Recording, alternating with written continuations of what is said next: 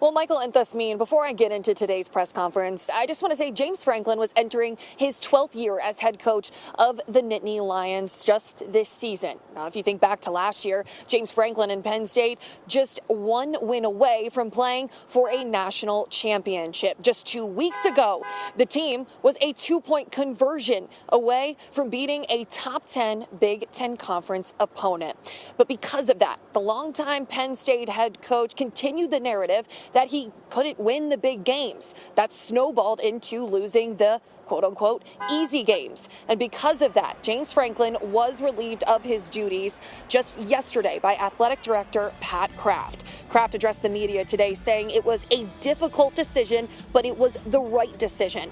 While a national search is underway for a new head coach, stepping into Franklin's place in the interim role is Terry Smith. He's a third-generation Penn Stater who played under Coach Joe Paterno from 1988 to 1991. A 4-year letter winner with the blue and white, he's got deep ties to this university and to Coach James Franklin, who he spent the last 12 years coaching alongside of. Every person that's in the Lasch football building, James Franklin brought them there. From the coaches to the staff to all the personnel in the building. He brought every one of us there. So there's an attachment to him. There's a sense of loyalty to him. Now it's my job to press us forward. It's my job for us to be where our feet are, be grounded right here, and be able to represent Penn State in a proud fashion. Well, Smith did say he had a conversation with James Franklin last night, that Franklin understood this is just business. He also said that James told him throughout his tenure, if something were to happen to him, he would recommend Smith for the job. Now, there are two other big things that I want to touch on from today's press conference.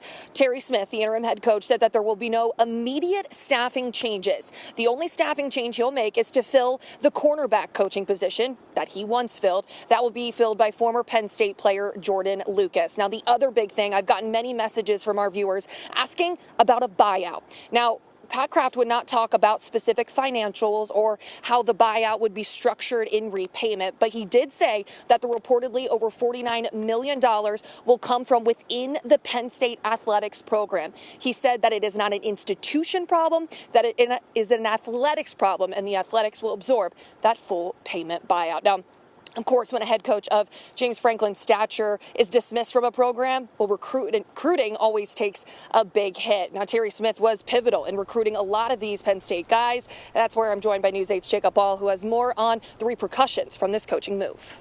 Yeah, Bethany, like you mentioned, anytime there's a coaching change like this in college football, there's going to be some recruiting fallout with prospective student athletes reopening their recruitment and kind of seeing what other options are out there. And that is no different for Penn State in this situation after firing James Franklin on Sunday.